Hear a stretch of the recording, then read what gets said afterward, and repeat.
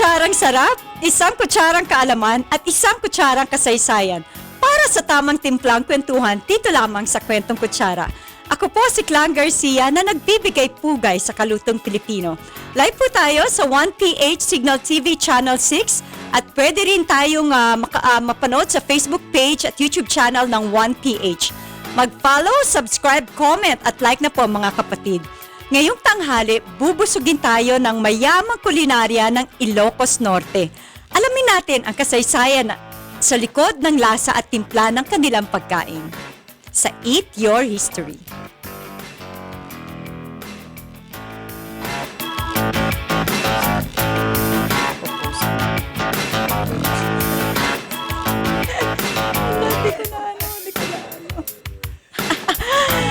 Bukod sa magagandang beaches sa Pagudpud, Bangi Windmill at Sand Dune sa La Paz, kaabang-abang din ang mga pagkain na pinagmamalaki ng mga Ilocano.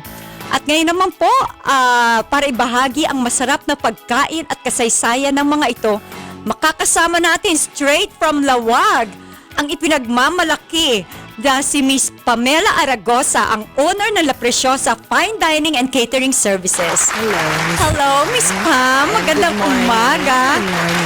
Thank you for traveling all the way from Ilocos Norte. 8 hours. 8 hours. Bringing all this food. Yeah, it's such a festive day in our studio today because you brought all That's your true. heritage dishes. Because Kwentong Kutsara is actually a dedicated program that celebrates our culinary heritage. Oh, and we're happy to have that. And we're happy to put a spotlight on the dishes of Ilocos Norte. We're excited. Oo. And La Preciosa has already been an institution. Oh, yes. We're turning 25 this Sunday. 25 Sunday. Kaya happy anniversary to Thank all of you. us. So, Salamat ayan. po.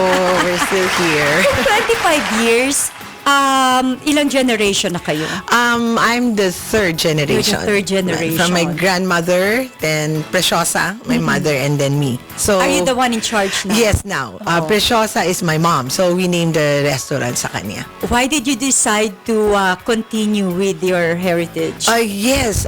Well, I grew up eating this food, and I grew up learning to cook them, watching our cooks do it. And my mom, she actually requested for me to continue the legacy of the business. Yes. Well, what was your action at the Noong time? una, sabi ko, I wanted to be a doctor. So I said, no. And then, struggle. She got sick. Okay. She got very sick. So I had to come in and take care of things. So I learned, sabagay, I really, from the start naman, I was really exposed to it na. So it's a blessing, actually, that I learned everything from watching, just watching and tasting. So this is Ilocano. Okay. So that's how I grew up as an Ilocano. But my father is Kapampangan. Oh, wow. So, What a beautiful combination. Yes, I know. Foodie, certified foodie kayo, Correct. both So sides of the family. My dad and my mom, and they fell in love in Ilocos, and I was born and raised in Ilocos. So this is All right. what the result. When your mother taught you all this, was there a recipe or you just observe, you make your more own? observe. My grandmother was a very good cook. Severa Ablan Ventura was a very good cook. Meron tayong mga Yan. pictures. Ayan, that's my mom. That's my Preciosa. And my mom, who graduated nutrition from PWU, Philippine Women's. It was her passion to cook and all that. So she inherited the talent, and she taught her cooks, and my grandmother taught their cooks, and she also inherited the cooks. Oh, okay. And then down to me. So I am the last no, not the last, but the next batch. The So next the third batch. generation. Okay. Are you planning to pass on the torch to the next generation? The next generation, my son, hopefully, and my two girls. Okay. Because our eldest is a So that our story will continue. Yes, oo. And I know that La Preciosa used to serve American dishes and snacks. Nung una, after the war, kasi was my grandmother. So, medyo naging tambayan yung place nila okay. for, it was a hotel, For the mga very first military, hotel in Lawag. modern hotel. And La kasama Preciosa. no, it was modern pa noon. Ah, I see. Modern hotel and kitchenette. So, there was a kitchenette there, yun ang tambayan ng mga bagets nung araw doon. And then, my mom grew up, serving also in the restaurant. So, Okay. yun. So, it was sort of like that until when it came to Mina, parang we felt the need to focus on Ilocano dining. So, Okay. Ilocano food. And there was really no restaurant where you could go in Lawag where you could eat yung parang medyo maayos kang nakapapasok ka and maayos with your guests. Yes. So, I think we had that need. Okay. So, we opened the restaurant. Ilocos Norte is like one of my top food destinations around the Philippines. Of course. And, I have to be thankful to the effort of then, who is now Senator, Ma'am Aimee, yes. Ma'am Senator Aimee yes. Marcos, hello po, at sa kanyang team sila, Xavier and si Yeah, Ayan, yes. for the dedication in promoting Ilocos Norte as a tourism destinations. Yes. How's tourism now? Do you think there's a potential for it to grow as a dominant food tourism capital? Now, tourism is in Ilocos is very stable. I would That's say. good. Yes, because we have maintained naman our sites and all that. But we at La Preciosa, we would like to focus now on food tourism. Wow! Yes. Yay! Para naman ma-preserve yung ating Ilocano culture. Okay.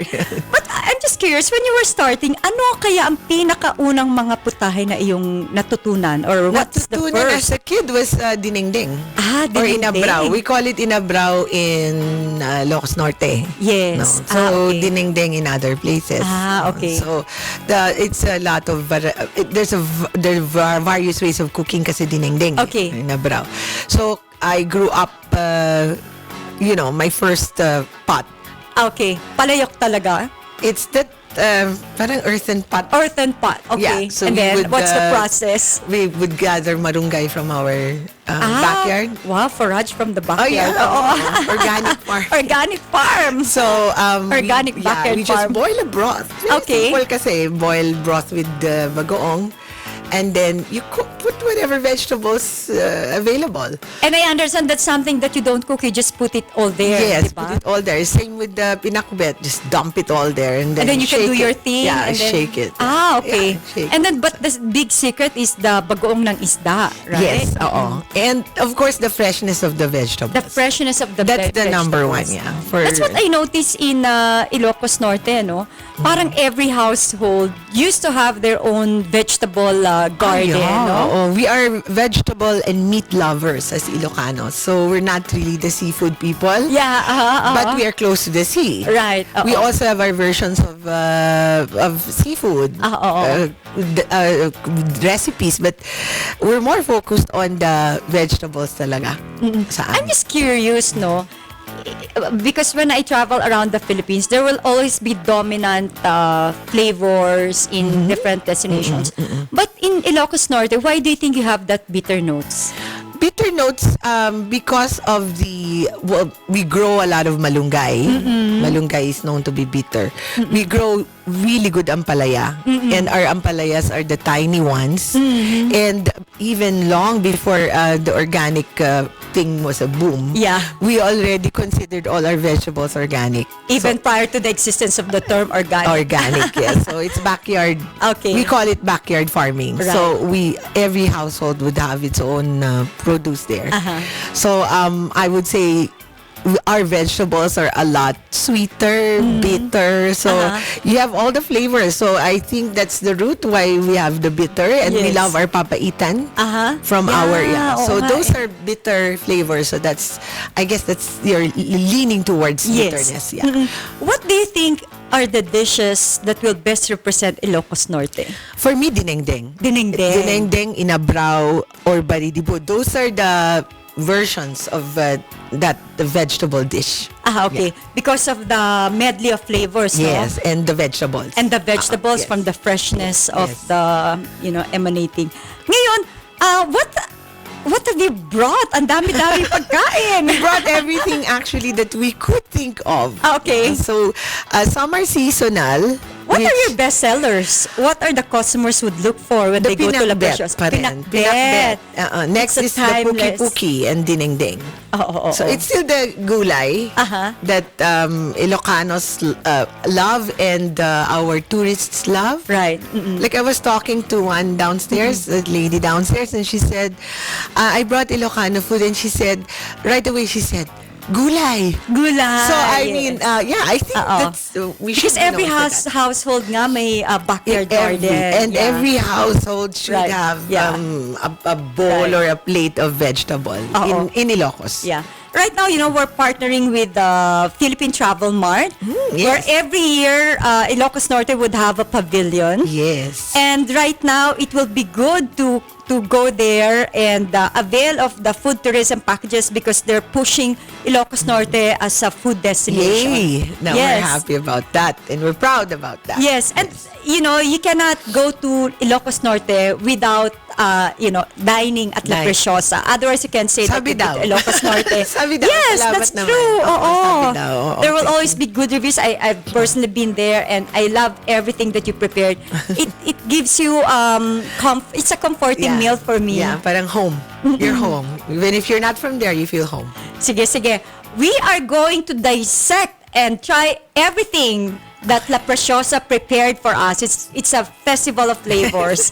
So sa ating pagbabalik, itutuloy natin ang masarap na kwentuhan tungkol sa mga pinagmamalaking putahe ng Ilocos Norte, tulad ng magnet at pinakbet at kung ano-ano pa. Manatiling nakatutok at makisali sa ating kwentuhan. Mag-comment lang sa ating Facebook page, mga kapatid.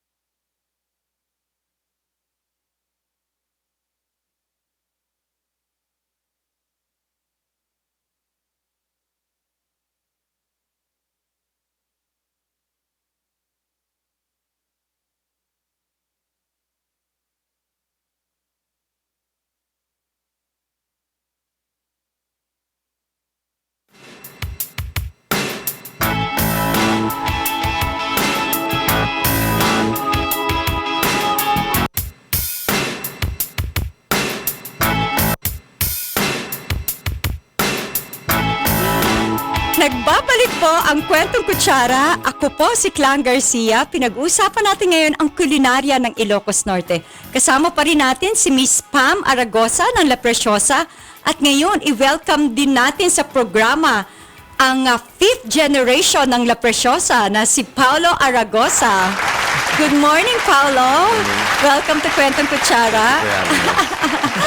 I'm so happy to see two generations in the studio right now because I always advocate, passing on the heritage because this is our story, this is our identity, and it's very important that we hold on to that. At ngayon, iisa-isahin naman natin Sige. ano ang mga pagkain na dinala nyo dito sa Kwentong Kutsara. So, we first have far down, agurong. Agurong? What is agurong? A shellfish. Para Shellfish. siyang kohol. Okay. Is that something seasonal? Yes, it is Okay. seasonal. But So, nakikita natin yan sa all year screen. round we have it. Pero Okay. there's a season na marami siya. Aha. It's same as the bisukol, which is the kohol sa inyo. Okay. But how did you cook that? It's just cooked with luya. Ilocano cuisine is very simple. Okay. Which So, is? which is just boiled with luya and kamatis. Aha. Okay, so that's how we cook it. So, yun ang sabi ni Miss Asin. Pam. Oo. Very The simple, Ilocano dishes basically boil and then lagyan lang ng Yes. luya at kamatis. Luya at kamatis. Then we have the next one there is the okilas. Okilas. That's Ngayon ko lang siya another version narinig. of our chicharon. Okay. So this comes from yung mga naglilechon. Okay. Or sometimes we have it from the butchery, yung mga nagkakatay. Is it something that's sun-dried? That's why It's sun-dried, and then you pop the skin, and it's usually served with dugo. Dugo. So That's- what's on the side? That's dugo? That's dugo, yeah. Okay. Dugo. How was that made? That's cooked also in vinegar. And, So oo. like dinuguan. Like dinuguan. So wow, may food pairing pa pala tayo. So what do you call this again? Okilas. Okilas, parang okilas. Yeah, so you crack that, Okilas. then you dip the... Oh wow. It's yeah, my first with time to try that. yeah, Interesting. Yeah, that's interesting. Then So we that's have the okilas. bisukol. Bisukol. Next to you, that we all know, that's kuhol. Uh-huh. Again, cooked very simply. Okay. And then you have the gamet. Gamet. This I love one, gamet. yes, this is something we're really proud of in the north. So it is organic, as in the most organic that you can Okay. think of. Because it's they gather that from the stones that yung dumidikit sa Right. mga corals or sa Yes. stones sa beach, and they gather them and sun-dry them.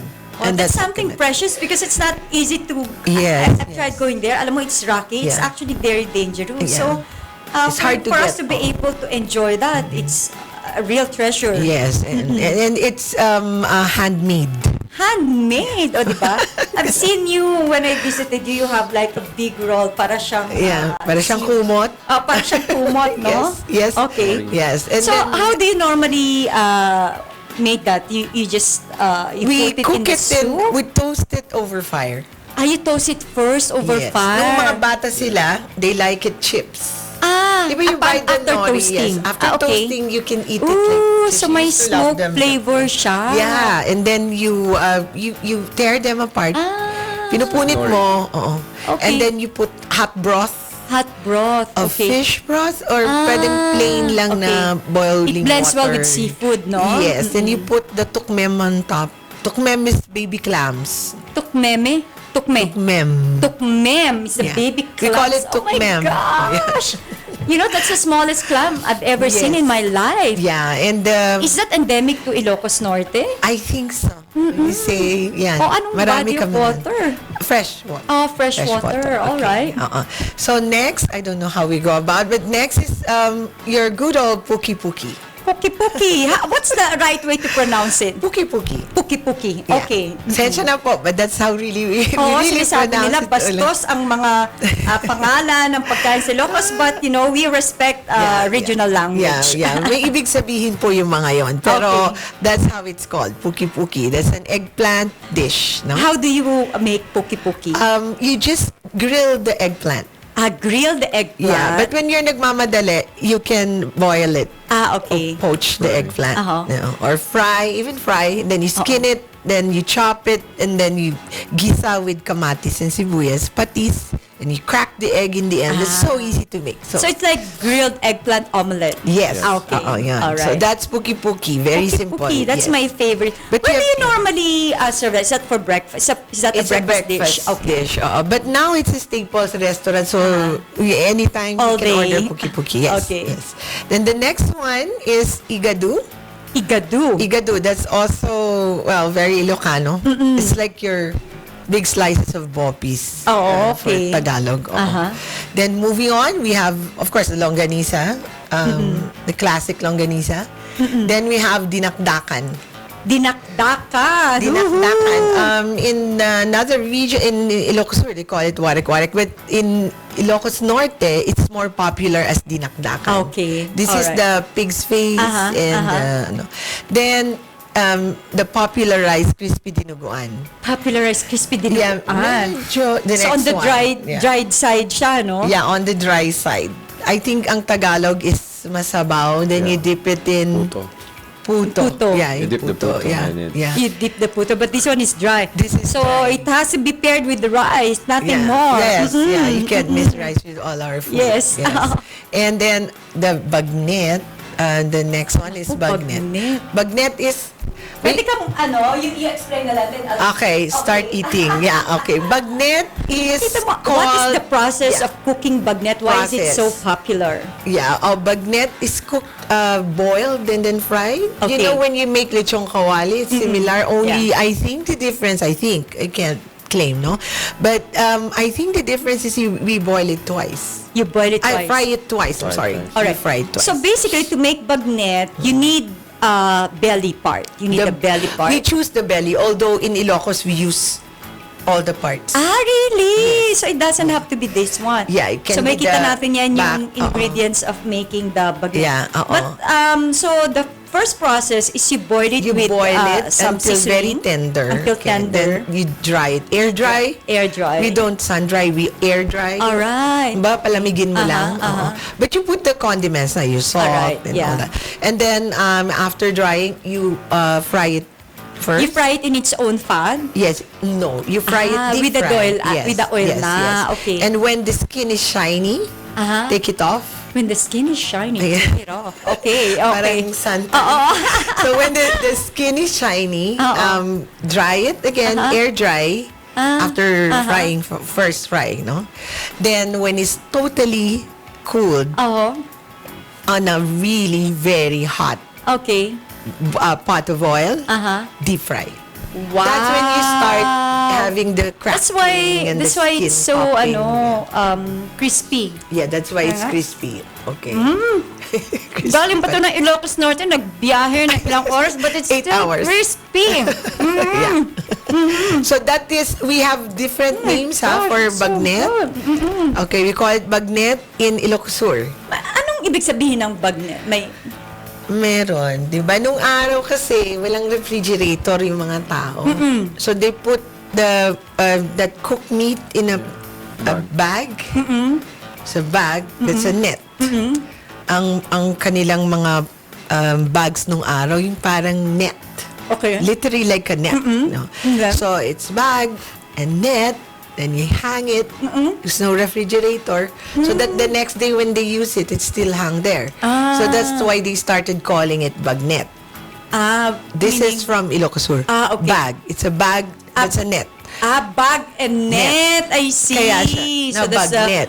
fermentation. And the difference is when you say bagnet, you buy it from the market, chop it, and serve it.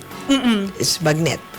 okay. Chicharon is buy it in the market. I mean, Yes, yeah. I learned something Bagnet. today.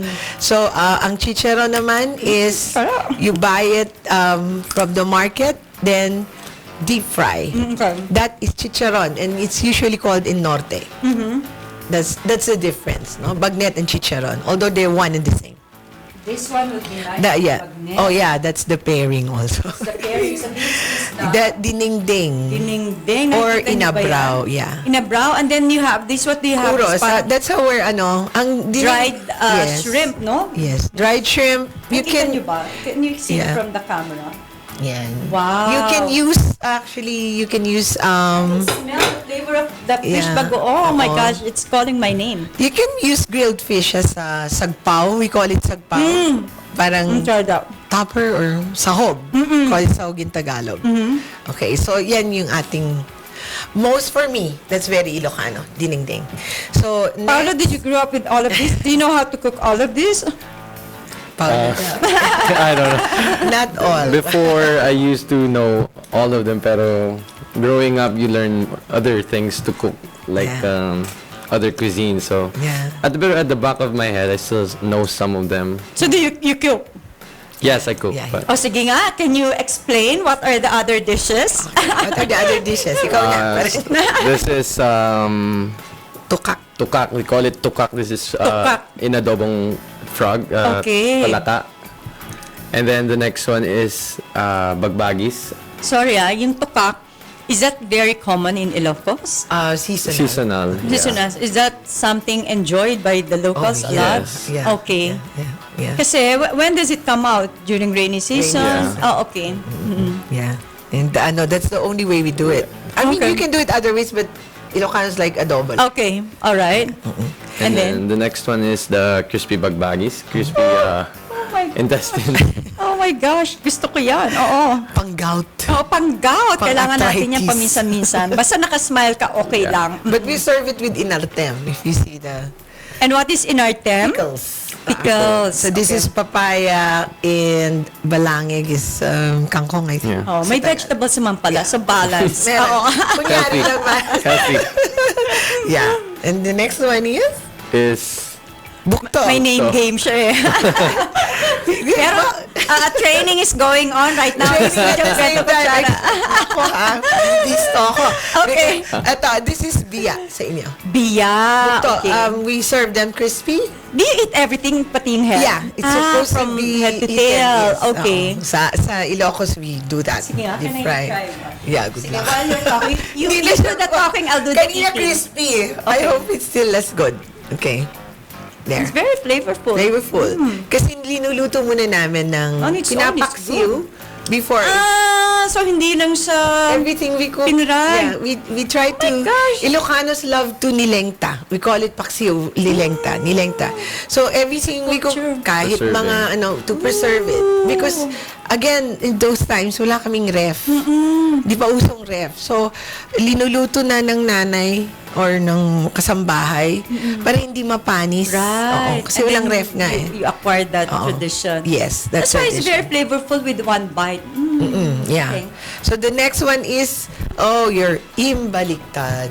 Baligtad. Yes, oo. Baliktad from the word baliktad. Literally, you Where does just it cook like it that? baliktad. Okay. So when you, pasar, we call it pasar in Ilocos, yung katay ng mga baka. So there's a herd of and then they, when they katay, before they even sell it to the market, inuuna nang kinukuha yung best parts of the baka, which is the lumo, the loin, and then the innards, no, yung may liver dyan and everything. And How they do you make this stir fry? yeah, parang stir fry, pero it's baliktad. We call it baliktad. So it's a broth of papaitan, then you dump the meat there. Gosh. And it's really good. It's super. So from the broth Again, of it's- papaitan. yeah. Okay. Oh my You have gosh. to cook the papaitan, otherwise it will be so Yeah, nasty. I can no? imagine the So, flavors. Yeah, so yun. So maraming process. It gets absorbed Yes. so many layers. Yes, oo. And then of course, your favorite pinakbet Yeah, of all timeless times. pinakbet. Yes, and then our Ilocano version of pinakbet. You know, what makes Ilocano pinakbet different from the others? I think it's the simplicity. There's no gisa. You just put like I said earlier, dump it in a pot. We call that pot banga. And then you have a silo, put it under Silong. fire, silong. And then you shake it. The rattan You holder, toss yeah. it. Toss it. Yeah, you toss it with the rattan tong, whatever you call it, and then you just toss, and then that's how we call it. And it's pinakbet means pinakibet. Like in the book say pinakibet when you say shrunk. Again, because wala ngang refrigerator nung araw, they cook it that way so that it's preserved until the next day and the next. And then Because of the bagoong. babaunin nila sa Okay. work o sa fields yun. Alright. So that's how we work. Very interesting because people are saying when you say Ilocano pinakbet, there's already distinction. And I remember I came across one Ilocana and sabi niya, yung pinakbet, yung mga pinakbet, diningdaan, bilis-bilis lang yan. Pagtamad nga yan, kung busy ka, ilagay mo na lahat, walang halo-halo. So now I know the secrets, the simplicity. Simplicity. And of course, the bagoong that we use, like you said, is fish. Sa Tagalog, it's it's something else. Right. Alamang. Yeah. Okay, and then? And then the igat. That's the eel. Yeah. River eel. Eel. Oh River my eel. Yes. gosh. Yeah. Okay. Again, paksiw. Paksiw. Yeah. And then we have uong. Uong. Uong is wild mushroom. Mushroom. Okay. Uong. Oo. Tamales. Okay. And then what Rabong is a side dish. And the last one there is the ugsa. What's ugsa? Sorry po, but it's the wild deer. Wild deer. Wild deer. You have wild deer in Yes, Ilocos? but it's now medyo controversial na. But we sometimes, upon request lang. Okay, Yeah, okay. upon request. Wow, ngayon lang yata makakatikim ng mga ganyan. So, ngayon, ang dami natin, no? We covered one segment just explaining all the food that we have. No, it's a festival of flavors right now. Huwag bibitiw sa Kwentong Kutsara, mga kapatid. Mamaya, pag-uusapan naman natin ang mga desserts sa Ilocos Norte. Manatiling nakatutok sa 1PH. Wow!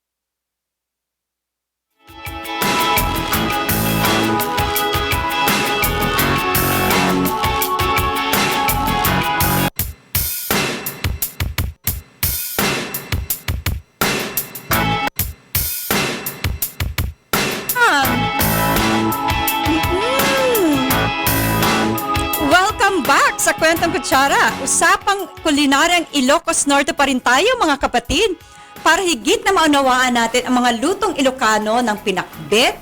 Kasama pa rin natin si Miss Pam Aragosa at Randall Alwag ng La Preciosa. Mr. Randall, magandang umaga po at ako'y natutuwa na kayo nakarating dito sa amin sa Kwentong Kutsara. May palakpakan. Ano po ang mga pinagmamalaking desserts ng La Preciosa? Oh, well, restaurant. Restaurant. La Preciosa restaurant. La Preciosa is known for the carrot cake.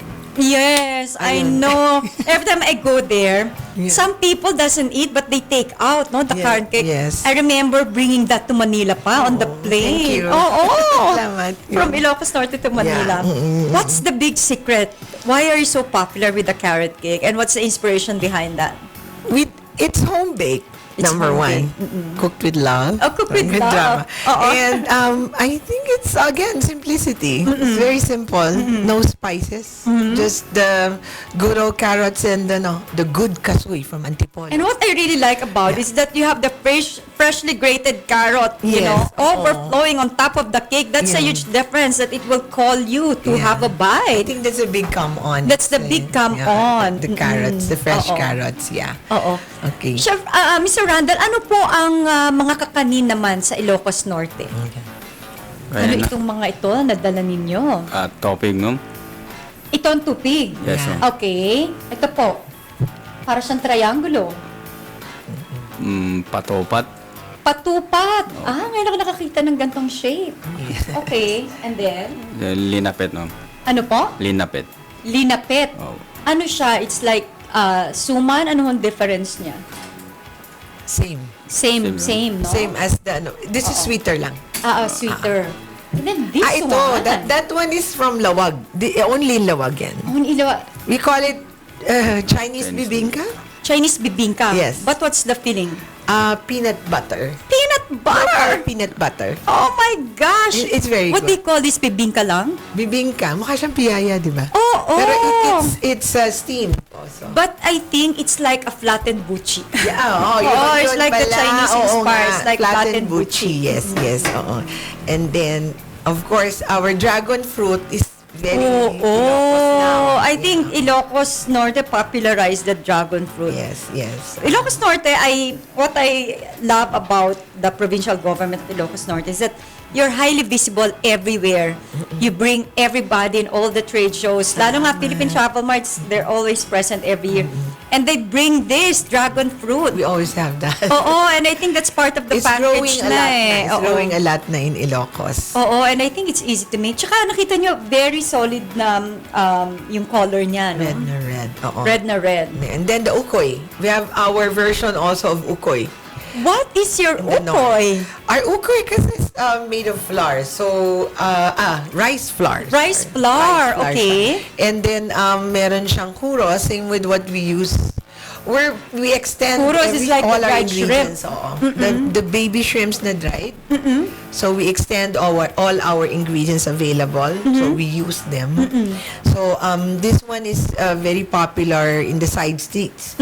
And it's similar to the empanada next to you. Okay. So the empanada is another street food. So now it's like snack and specialties. So, Okay. okay, yeah. So, Chef Randall, ito ba ay kinalakihan nyo rin? Oo, bata pala kayo, nagluluto na rin kayo? Yes, ma'am. Okay. Paano ko ito ginawa, ang inyong ukoy? Paano yan naluto? Tingnan ko nga. Tikman mo. Yeah. Para Oh my siya. gosh, ang ganda. It's still crispy. Paano daw lutuin? Explain. Paano mo, ang Alicia. lutuin ito? Inyong ukoy made of rice flour and with dried shrimp. I put some rice flour. Tapos, Paano po siya lulutuin? So, meron kayong plato na shape nyo siya? yes, ma'am. Tapos Okay. fried. I-deep fry nyo siya. Oo. Okay. Paano niyo nasisiguro na itong tradisyon ng mga Ilocano dishes ay maitaguyod pa ng pangmatagalan? Andiyan pa naman ang love precious. Sinasagot ko dapat. Andiyan pa naman ang love precious. Oo. Basta luto lang ng luto para luto lang maitaguyod. Well, we try to preserve our culture this way. Every household should still be serving, and we are still serving our local food. We have carinderias also around, and we locally promote them also.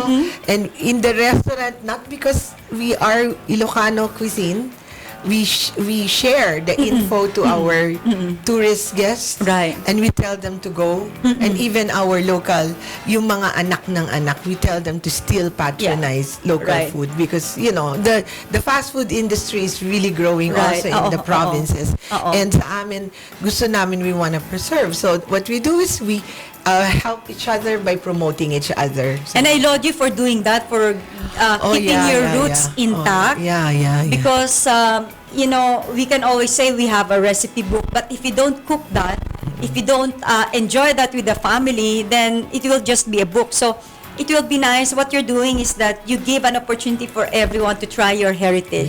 Yes. An opportunity for every family and friends to, have a nice relationship or conversation over good food. Kwentuhan. Kwentuhan. Like your So, show. like my show. So now you taste the gamit. The gamit. Nakita nyo siya. This is like their precious seaweed. Yeah. No? This is- Harvested pa, manually from the rocks. Sa amin, parang sa akin, tingin ko dyan, craft na. It's become a craft. Because it's. You can taste Can the you flavor taste- of the ocean. Yes, the sea. It brings you back to the sea. that is one character of this seaweed na And then the very small tukmem. Oo. Tukmem. The clams. Oo. So, this we Beautiful. really want to promote the gamet because it's a dying thing, and I don't want to be sad about it, but it's a dying craft kasi nga it's hard for one. Maraming namamatay when they gather the seaweeds Because from it's in the rocks, no? stones. Oo. And this craft nga is slowly losing its mark kasi marami na rin gustong mag-iba ng profession. Oh my Parang gosh. farming, marami na rin gustong mag-ibang profession. And we We have to patronize this, or probably Well, they we can have sell it to support, higher, yeah. so that they can even sustain our it. maggugulay, even those growing the plants, organic nga, backyard farming, we encourage it pa Wow. rin. Because nga, we don't want it to die. Right. No? So, we want to keep Otherwise, maiiba ang storya natin. the Mapuputol ang culture. storya. Yung mga karne and all that, you can buy it, you can grow it pa rin, livestock sa Yeah. backyard, but But this one yeah. is precious. Yeah, that one for me As personally. precious as la preciosa. Yeah, from us. I want to try the Ito naman igat. igat, yung kanilang river eel na pinaksiw. Ang sosyal nyo naman. Pinapaksiw nyo lang ang eel. Pinapaksiw. Sa Ilocano, again, ipaksiw because, yeah, masarap ba? So good. Yes, yeah, it is. It's a beautiful contrast of the acidity and the oiliness of the fish. Ilocano cuisine naman is maasim, maalat. Yeah. It's never matamis. It's Ito ba maasim, yung- maalat. Ayan yung sili namin na walang anghang. Okay. Yung Yeah. siling duwag na tinatawag sa iba ng siling duwag. Siling duwag ba siya? Kasi atras ang kanyang anghang. Very Yeah. nice. And it's sweet. It's a nice Oo, texture. Yeah. So, yun ang, Oo. flavors. This one is something that I haven't tried. It's my first time to encounter this. We It's cook like it. pinais. Oo, yeah. Yeah. It's tamales, we call it in Ilocos. Again, it's in adobo, and it's packed that way so that you can baon it in the fields. So you baon it in the fields on top of your rice. Yung mainit May na vinegar kanin. din. Lahat nga meron. Pag Ilocano, sabi mo maasim, maalat, yun yung flavors Maasim, na. alat, Yes. bitter, di ba, mapait. Papaitan. Because of the papaitan, nasa na ba yun? Oo, sige, titikman natin yan. Napakasarap ng ating kwentuhan at kainan dito. Kaya wag bibitiw mga kapatid. Magbabalik po ang Kwentong Kutsara.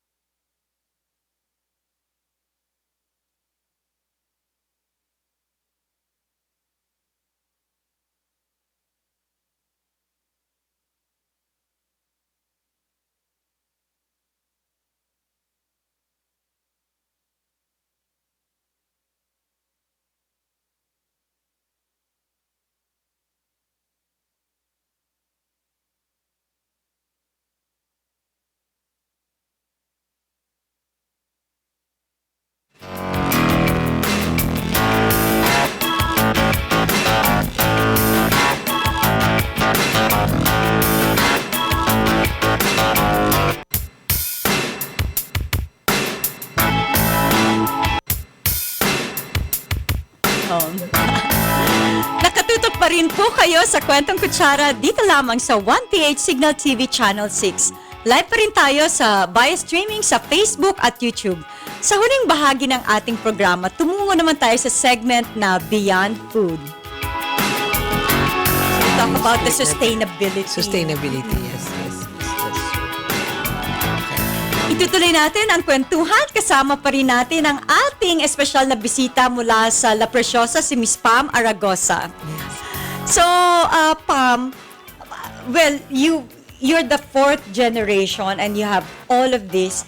How do we sustain this effort and passion for carrying our culinary heritage? Yeah, first is like kanina, you pass it on to the next one, no? But you have to also support the local producers, the local That's right. makers, and Because it's an entire gastronomy, it's an entire cycle Yeah, that we need to we are support. all kumbaga Interconnected. Yes.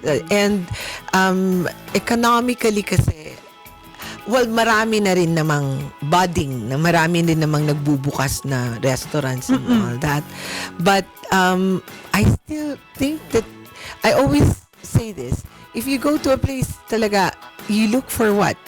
The food of the place. Of course. And the food of the place, the first thing they say is La Preciosa. It's not only La Preciosa. Go out there. You have to explore Ilocos Norte. And how do you sustain that? Or how do you preserve it? By still patronizing it. As a local, you still have to... My son always goes to... We call it Dawangs. It's a place in Ilocos also na it's very known for its Ilocano food. And kami na my children growing up eating Ilocano food, it should be passed on. And we should encourage our young or the next generation to keep eating the Right. food that you have, your culture. So, I'm sorry, there are a lot of fast foods there, out there. And masarap, but you still have to encourage the young to eat what you grew up Right. eating. So I Because think food that- is our identity. It's the bearer of tradition. yeah, and it follows when you have yung that patronizing, you are able to sustain, you're able to support the local businesses. Right. So it's a cycle. Yes. Again. Oo. I remember the first time I went to Ilocos Norte, it was Miss Dr. Aquanang who invited Ay, me. hi, Doc! Oo, hi, Dr. Aquanang. Yeah. And then he brought me to La Preciosa kasi may mga Oh, favorite thank you, siya. thank so, you, yes, yeah, parang he was yes, my true. guide and I feel so blessed to have him as my food guide. Yes. And he personally took me there. So, ilan lang yung pinuntahan namin and La Preciosa is one of them. And we're very proud of Dr. Kwanang because he has his village in Ilocos. Yeah, Sitio where he Remedios preserves Heritage arts. Village. Yes, yes, Oo. yes. And he also served Also. traditional Ilocano dishes. food. Yes, yes. Oo. Also, oo. Oo. Ngayon, tanong naman natin, do you get enough support from the local government? Oh Or yeah, is it oo. support? Ito na lang is a big exposure for us, and we are here to also support the province. And we do this because we want to promote food tourism. We want to promote food culture in our area in Ilocos Norte. And we get a lot of support from the city, from our provincial government, especially from our governor now. Minanayatan niya yung galing ng nanay niya. Okay. Senator Amy Marcos. And Hello, Senator Aimee. Hi, You Sen. play a big role in boosting We the miss tourism of you. Ilocos Norte. I always tell her we miss you kasi she really encouraged the tourism sector and she started it all. And she, I agree. kumbaga, it's during her time na talagang nag-boom naman. So, yun. And now passed on to Matt. Okay. Would you like to invite our televiewers to your restaurant and share your social media pages? How will they get in touch Yeah. with you? First, I'd like to invite everyone to Ilocos Norte muna, and the restaurant also. So in Ilocos, there are a lot of destinations there. Marami kang mapupuntahang beaches, churches, maraming sand dunes and all that. But apart from that, we have the restaurant called La Preciosa, where you can comfortably eat Ilocano food. And I guess, yeah, you can see us on Facebook, La Preciosa. And now we have our carrot cake here in Manila, but it's online po. Look for us there. So, Okay. yun. Nakita ko din sa inyong area, meron din kayong pasalubong counter. What should be the best pasalubong? The from Ilocos cornic, Norte? I'm sorry, hindi ako nakapagdala, but Okay the lang. cornic is the number one. The number That's the one. best seller. Now we have it in different Chichacorn. flavors. Yes, Oh, different okay. flavors. Of course, we have the longganisa, the Oo. bagnet. Yan, yun yung mga... Is there a way people from Manila can order the carrot The cake? carrot cake is That's something you can ship? We call it Carrot Cake Manila. Just search us on Facebook. Ah, So okay. it will come out naman. Paano yun? Kung taga Manila ka, you want to have We deliver lang. By delivery lang. So Alright. we can. And Okay. they also sell there, longganisa and bagnet. okay. Yes.